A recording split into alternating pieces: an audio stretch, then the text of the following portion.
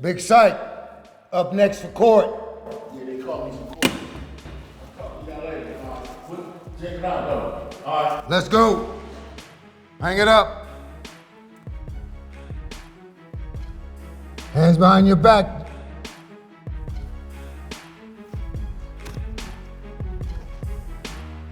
All right.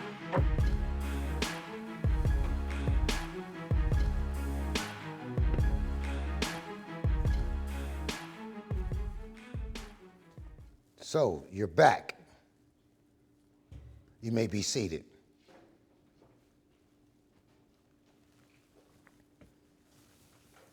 Big Syko. Yes, sir. How you feel today? I'm good. I understand that you started out here as a 12-year-old in this juvenile facility. What's the name of this place that we are? And what do it do here in terms of sentencing? Nowadays, it's called Chukos. It used to be the house of hell, and now we turned it into the house of heaven. When you say house of hell, what does that mean? Man, a lot of juveniles all over South Central Compton and Watts and West LA was sentenced here through to either camp or the California Youth Authority, or some went to CDC prison. What was your visit here for? I was convicted here for 187, which is a murder. I was 12 years of age when I committed the murder. So you said you were sentenced to this room. Tell me about that. Well, I decided to get it in with my crimey, you know, showed I was with the business. I'm down, and we wound up murdering someone. What community, what tribe are you from per Oh, se? yeah, I'm out the Swans, man, 84th Street. Is Uh, that, what kind of set is that? Is it we red or is it blue? we Bloods. We East Side Mass Swan Bloods. And how long you think you've been a participant in that in terms from your youth? At what point did you start gangbanging? Well, my mom's moved here in '78, so I would say um, I started in the elementary, to be honest. And the G homies, they used to walk through my alley and walk through the front. I lived on 84th and Avalon between, at that time, it used to be a transmission shop and it used to be a church. The church still there. The transmission shop, they tore it down. And then on the other side of Avalon at 84th, it used to be a gas station. See, a lot of people don't know that. What But was what that gangbanging life? I see a um, lot of people embracing it on the East Coast. A lot of celebrities, Cardi B, Jim Joneses, uh, just the whole selection of people that we see daily, and they're on uh, the East Coast and down south. right, Whereas at one point, Bloods wasn't the majority. How right, does that resonate now, and what kind of advice can you give them? Because this is not in my humble opinion, I never gangbang, but right, this is not something I don't think they want to embrace. right. Well, me personally, I embrace them because they Bloods, so they family.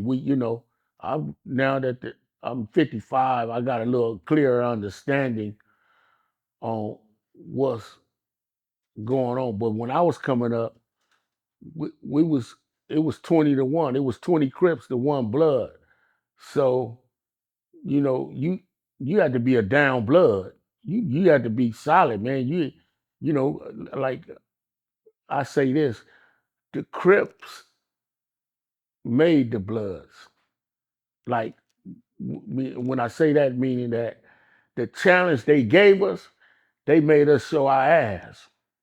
Like they made me, man, just turn into I don't give a fuck. Like at that time, at the age 12, all the way up to I paroled at the age 23 from the California Youth Authority. So the whole time I was in the California Youth Authority, I was a blood, but with a Crip mentality. Like I don't give a fuck. Y'all got us outnumbered, man. But I'm finna show you how we get down though. Even before I went to YA, get it in, we had to get it in because Swan Hood, we surrounded by all these Crips. We surrounded by all these hoods. We in the middle of the hood. And we had to get it in. We was a hood. Still to this day, a lot of hoods, they give us our props, but a lot of them, they don't like us. But hey, but they got to respect us because we didn't fold under that pressure. And so the Bloods all over the world, I don't think they have to bang like that anymore, especially the ones that's doing something positive, doing something that's saving lives, that's feeding the poor and pulling people out of poverty. I don't think that, we gotta always have gunplay. We don't have to have gunplay with the Crips. They pretty much dominate the industry, but the Bloods is coming up right alongside of them. So, me personally, I don't speak ill against none of them because if they didn't bang like us, we got cats in the homeland that didn't even bang like us. Do that make sense? Yeah, make a lot of sense. Now, there's a lot of consequences that come with this gang activity. Right, right. That's there's a lot of camaraderie because at the end of the day, it's unity at its finest, at the lowest level to be expected. But then tell me about the consequences of gangbanging. Like what was that experience like for you? Well, reckless and foolish gang banging, you going to jail, you gonna get killed. You gonna get your life took if you reckless. Running your mouth, uh, messing with people, family for no reason, picking on people, trying to show out when you don't have to. Like I feel, man, I'm gonna get cracking if I have to. Now, if I don't have to, man, I'm cool. I'm avoiding all that because, like I said, man, you gonna hit that graveyard or you coming to prison for the rest of your life. And prison is really not the same anymore. But the rules and the guidelines still there that prison and the California Youth Authority is two different people. See, California Youth Authority, we kick a ride off on your ass in a minute, battery pack your ass in your sleep. See, prison, they gonna kill you because they up under the gun tower.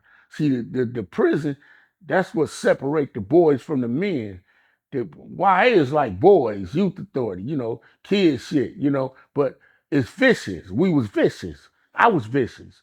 I snatch a motherfucker up out their sleep and 1 in the morning if I know I can't whoop you. If I can't get you, man, I'm gonna get your ass though. But You know, they said you was a top contender in the YA, man, when you was gang banging, man. well, I tell you this. I'll be honest, man, Malik. I was scared as a mouse. But once I got to Nellis and I realized my crime, he said, hey man, we ain't taking no wooden nickels.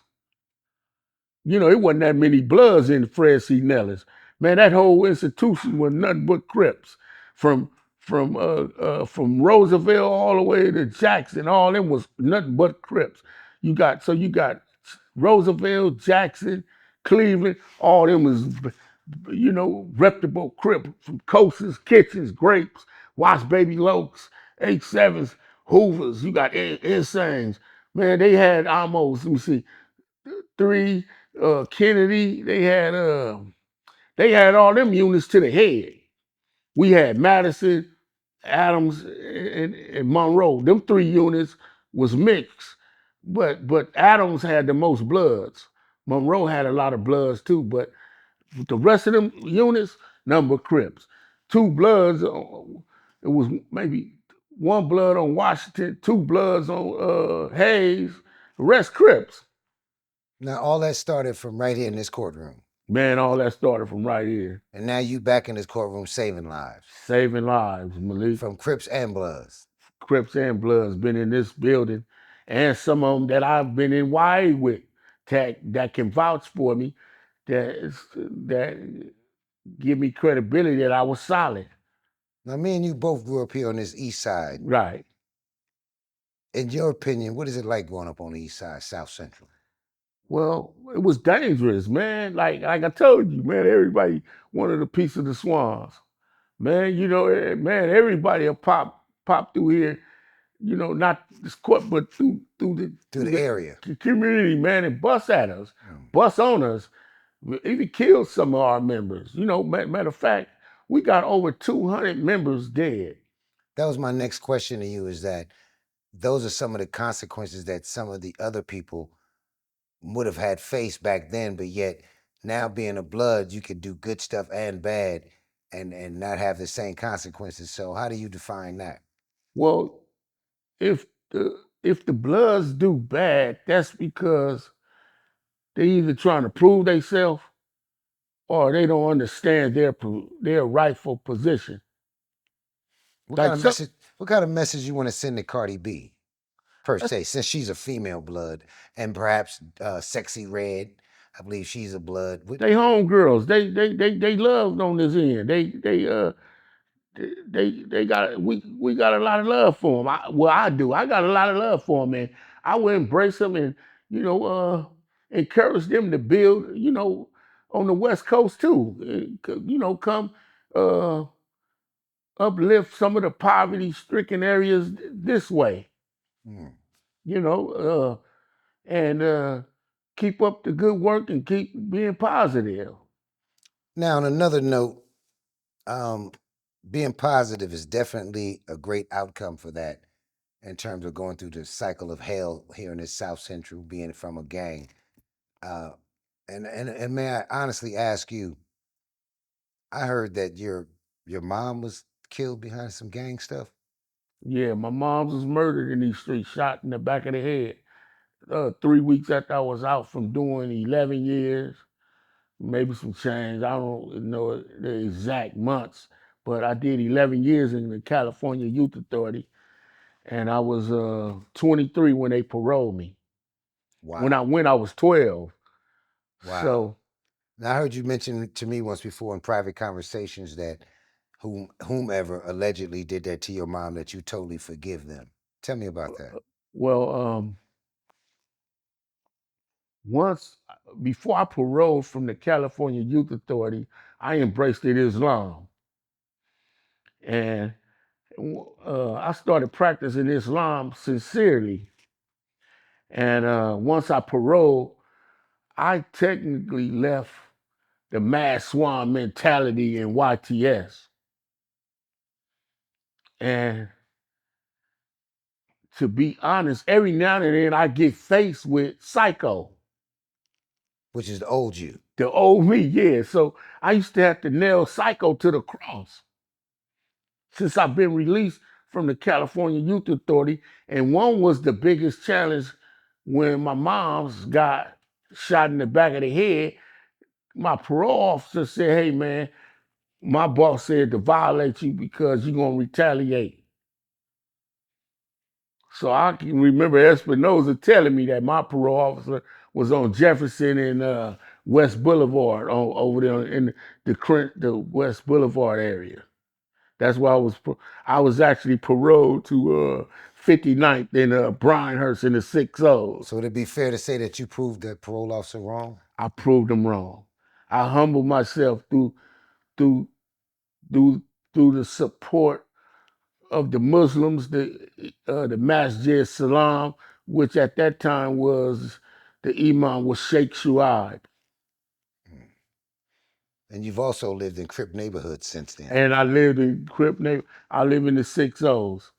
And you told me that they gave you the blue carpet when you went over there. Exact. Well, not right then and there because I was still 23. I was still young and I was still a potential threat. I was a potential threat that I could relapse and turn into a mass swan blood and start putting in work again. But I held my Islam. I didn't want to be a fraud, a fake, a phony. So I broke bread with Crips when I was in YTS once I embraced Islam. So I kept that that that vision and I kept that protocol. And once I paroled, I knew I was in the 6-0s and I knew I had to be very careful because it's still at that time you still got baby bone and you get Bootsy, and you got all the 6-0s that were still active. Mm. And I actually picked Baby Bone up from walking from the same parole office. Me and him had the same parole officer, and I seen him walking down Jefferson, and I told my mom, "Pull over, that's the homie from 6-0." She said, "Who's that?" I said, "That's Baby Bone." This before he got murdered. And God bless Bone, his I said, soul. "Bone, what you doing?" "Oh, Psycho, what's up?" I said, "Get in, fool." He got in, and he said, I said, "Where you going?" He said, "I'm going back to the hood." He said, "Where you going?" I said, "I live in y'all hood. I live on 59th in Bryanhurst, between Crenshaw and Bryanhurst."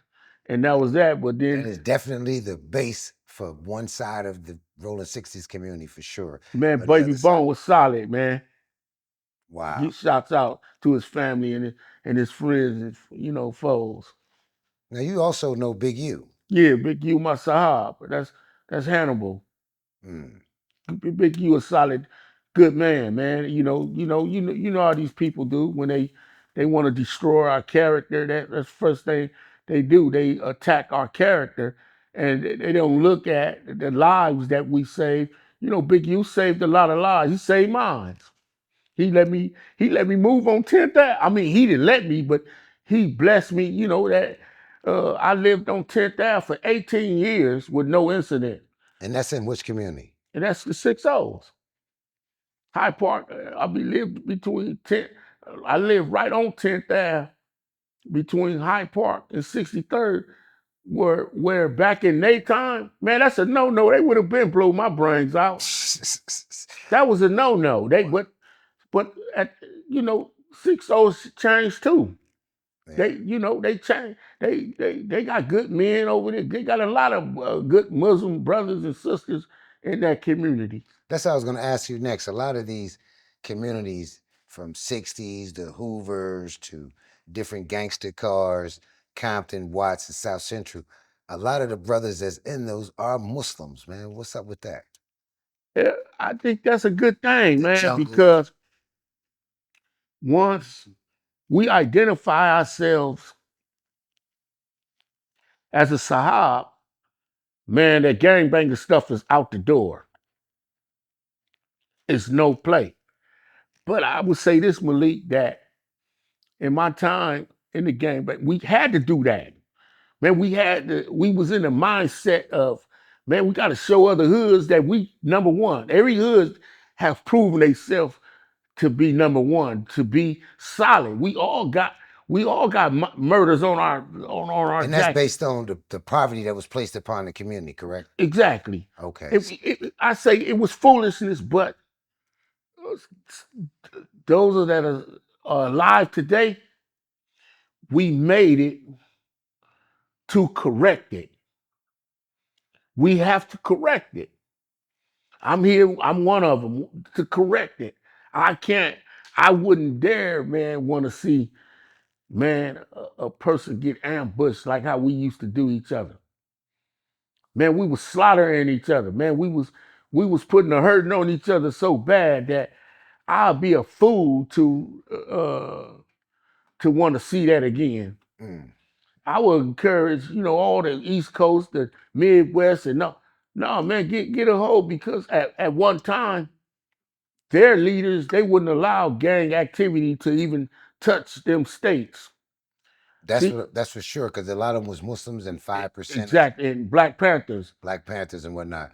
Now, also you had another brother who accepted the challenge to change that came out this building, Doc Thune from East Yeah, Coast.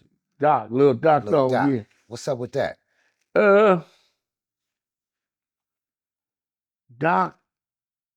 So a lot of people was curious, man, how that's his uncle? Well, Doc used to go with my auntie when I used to live on 82nd and Wall. Doc lived on 83rd and Wall. I lived on 82nd and And Wall. what year about around was it 80s, 90s? 80s, So that mean 1980. so wait a minute, you mean to tell me that y'all was related to one another and Not by blood, right, but but by association and family. exactly, And that was in the heart of the war season. exactly. That whole area right there was a gumbo. So you had the 8 main streets. You had, they wasn't 84 main street yet. They was 8 main streets. You had Mac 9. He wasn't from 6'9" yet. Doc Don, he wasn't Doc Don yet. He was still Bill. When he was going with my auntie, he was still Bill. His name changed Doc Don before Big Doc died. And so Doc, still Bill at the time, used to come to my mama house because he used to go with my auntie. Me and him used to slap box and all that. And the trip part about it is that when I went to YA, I never used his name to get no pass. From the brothers from the Blue Star. Yeah, from the coast and none of that. I didn't want no pass, so I never. But some of them knew that this Doc raised him. Doc raised a lot of Crips in different bloods, man. To be honest, I'll be truthful on that. Doc taught us a lot of stuff. Now, a lot of people may not realize it, and I'm gonna try to Yeah. blow my own horn right here. Okay, go ahead. But myself, along with Mustafa, Mook, PP from East Coast, Yeah. we put together the truce between the East Coasters and the Swans, and actually, it's probably still the longest standing understanding that they got, with a few glitches along the way, turbulence along the way. But tell people about that, because I don't normally say, you know, what we've done in these streets together collectively. Yeah. But I think that was one, because at the time y'all had like 30 overkills a month. Yeah. Gang violence, and now it's at a point where you guys have an overstanding with each other. Yeah, man, we was the war was serious. Even while we was doing the ceasefire and let me clear the record, Malik. Peace is not soft. See, a lot of people get that twisted, and they try to avoid saying peace. Man, I'd rather live in peace. Like right now, in my mind and body, I'm at peace with myself. That I don't want no ignorance and recklessness coming in my perimeter or in my circle. Yeah, low vibrations. Yeah, so peace is not no soft word or no soft movement. Peace is a very powerful, strong motion. Even the word love is not no soft word. Love is serious when you can respect others. See, like when I say I love someone, not on no corny, funny bunny. I'm serious because it means I don't want to hurt you, man. I don't want to. I don't want to. I don't want to put what I done learned over the years on your ass. So you better accept my kindness and my blessings before you get the wrath of Psycho on your ass. Now, I want Is that fair to say? Yes, sir, because it's a reality based situation, and it's what you grew up under and what you knew, and that was the way you was taught to operate. Yeah. But you've accepted the challenge of change. I'm gonna put my robe on for a second on I that. ain't trying to be negative, Yeah. Malik. But you just telling the truth. So that, would it be fair to say that you're talking to the brothers and sisters on the East Coast, or is people that's just getting into this? All over the world, man. There's you know, if you don't understand your own peace. Let me show you something right quick. Yeah. I'm gonna come from behind my chambers. Uh-huh. Can you get the camera guy on this? This is a box of candles. You see that? Now spin around and get that side right there. Ooh, this thing would leak his bad. Those are the people that have lost their lives in an untimely fashion or to gang violence. This is a box of candles with buttons in it that if you don't listen to what he's saying, this is coming to a theater near you. You see this?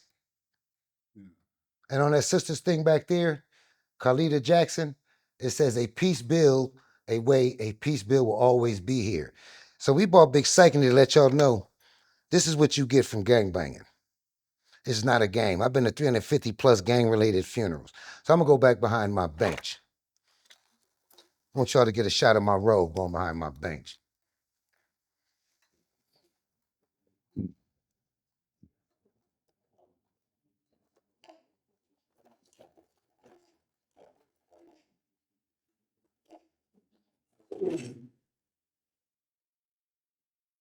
This is what you get.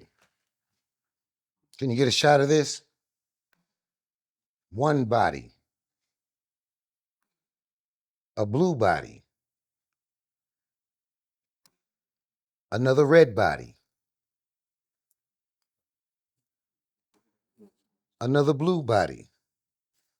And you know who's in the middle of all this?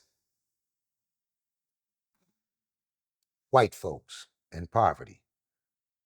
Red, white, and blue. Red represents the Bloods, blue represents the Crips, and that white in the middle represent cocaine and oppression and poverty. Anything else you want to say before we get up out of here? I just, man, want to say that blacks, man, let's come together, man, in unity. And my biggest weapon is, man, let's forgive each other, man. Or get an understanding. You stay on your side, I stay on my side. Yeah, man, it's not always jump to violence and jump to guns before we figure out what's going on. Let's figure out what's going on first. And let's build ourself up. Let's build our self-esteem up, and let's come in unity. Celebrities, I'm listening. man, don't neglect us and don't avoid us, man. There's still some good men and women here that need your help, man, your support, economically, or just connect us to the resources. Don't just undermine us like we a bunch of fools that we don't want to change. I'm one of the ones. I help establish a lot of ceasefires in these communities, and I can't change it without your help. So I appreciate you, Malik, and I appreciate you back, man. I appreciate this interview, and I just want to say that I didn't lose my moms in vain. I understand the karma. You treat people how you want to be treated. If you kill somebody, it might not come back the way you did it, but I felt that was my karma.